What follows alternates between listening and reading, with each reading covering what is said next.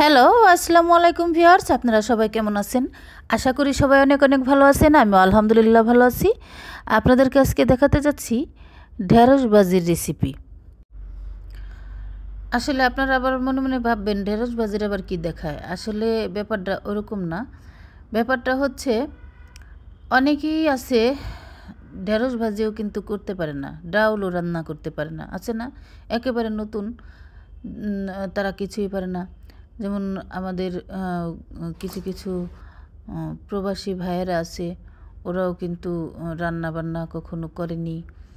তো দেখা গেছে পরিস্থিতির শিকার হয়ে ওখানে গিয়ে রান্না করে খেতে হচ্ছে। সে কারণে কিন্তু এগুলো জানা দরকার। ওরা কিন্তু ওদের একমাত্র ভরসা কিন্তু ইউটিউব, ফেসবুক চ্যানেল, তাছাড়া কিন্তু কোনো উপায় নেই। তো যাই হোক, আমি বাজার থেকে ঢেঁড়স কিনে এনেছিলাম। একেবারে ঢেঁড়সগুলো জালি জালি ছিল। আমার খেতে এবছরে আমি ঢেঁড়স লাগাইনি। তো দেখি সামনে যদি সময় পাই তাহলে লাগাবো ঢেঁড়স। তো সেই জন্য বাজার থেকে কিনে নিয়ে এসেছি আমি। হাফ কেজি কিনে নিয়েছিলাম। ঢেঁড়স ভাজিটা আবার আমার ছেলেও খায়, পছন্দ করে। যাই হোক, ও তো আর অন্য কোনো সবজি খেতে চায় না।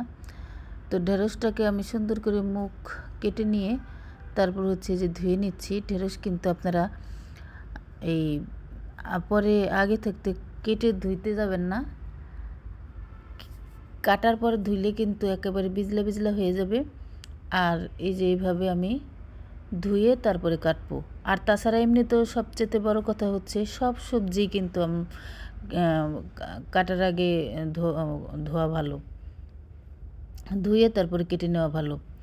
কারণ কি, তাতে ভিটামিনটা অক্ষুণ্ণ থাকে। এমনিতে তো আমাদের দেশে এখন আর কোনো শাকসবজিতে সেরকম পরিমাণে ভিটামিন নেই বললেই চলে। সারের কারণে ভিটামিন থাকে না। তো আমি যে বাসায় সবজি লাগাই, এটা আমি নিশ্চিন্তে খেতে পারি, কারণ এই সবজিতে কোনো রাসায়নিক সার নেই। আমি জৈব সার ব্যবহার করি, এই জন্য খেতেও কিন্তু এটা দারুণ লাগে। শরীর আর সম্পত্তি নিয়ে কখনো গর্ব করতে নেই, কারণ অসুস্থতা আর দরিদ্রতা কাউকে বলে কয়ে আসে না।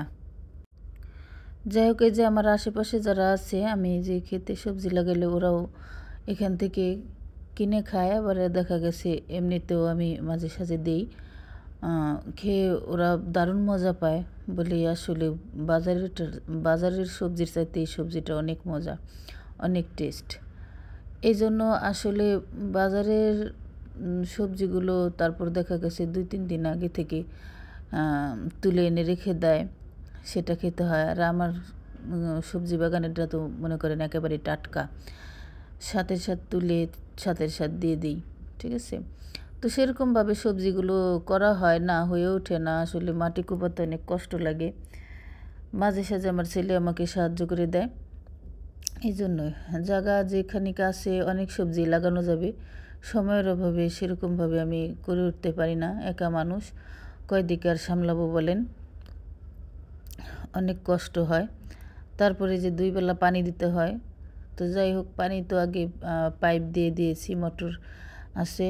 তো কয়েকদিন যাবত আবার মোটরটা নষ্ট হয়ে গিয়েছে, সে কারণে আরও কষ্ট হয়ে যাচ্ছে পানি দিতে।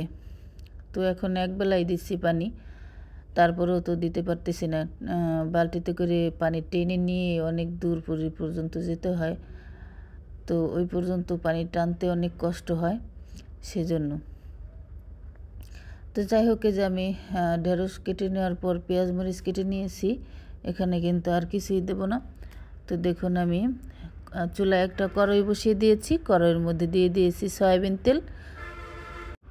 তেলটা গরম হওয়ার পর আমি কিন্তু কাঁচা পেঁয়াজ মরিচ যে কেটে রেখেছিলাম সেটা এর মধ্যে দিয়ে দিয়েছি। আর দিয়ে দিচ্ছি 1 চামচ পরিমাণ হলুদ গুঁড়ো। হলুদ গুঁড়োটা দিয়ে তারপরে আমি একটু নেড়ে চেড়ে নিচ্ছি।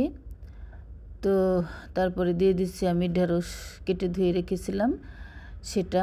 এর মধ্যে দিয়ে দিয়েছি স্বাদ মতো নুন। এখন আমি নেড়ে চেড়ে সুন্দর করে মিশিয়ে নেব। এই ঢেঁড়স ভাজিটা কিন্তু 2 রকমভাবে করা যায়। সেটা হচ্ছে, একটা আপনি রাখতে পারেন একেবারে সবজির সবুজ কালারটা থাকবে, আর একভাবে হলো একেবারে লাল লাল করে ভেজে নিতে পারেন, যার যেরকম খেতে ভালো লাগে। তবে আপনি বেশি পরিমাণে পুষ্টি পাবেন সবুজ কালার থাকা অবস্থায়। এই অবস্থায় মনে করেন যে ওই দেখেন কি সুন্দর কালার, ঠিক এরকম কালারটাই থাকবে হয়ে গেলে। আবার আর যদি আরেকটু বেশি ভাজা ভাজা করে নেন তাহলে কিন্তু সেটা একটু লাল লাল কালার হবে। খেতে দুটোই দারুণ লাগবে, তবে এইটা খেলে আপনার শরীরের জন্য বেশি উপকারী। তো দেখুন আমি বারে বারে কিন্তু নেড়েচেড়ে দিচ্ছি যাতে নিচে পুড়ে না যায়। নিচে পুড়ে গেলে কিন্তু টেস্টটা ভালো আসবে না। সেজন্য আপনি এরকম ঢেঁড়স ভাজি করে ওই কি বলে রুটি দিয়ে চাপড়ি দিয়ে গরম ভাতের সাথে সবভাবেই কিন্তু খেতে পারবেন, অনেক মজা লাগে। ঠিক আছে, আর ডায়াবেটিসের রোগী যারা আছেন তারা তো ঢেঁড়স ভাজি বেশি বেশি করে খাবেন। আজ তাহলে এ পর্যন্তই, আল্লাহ হাফিজ।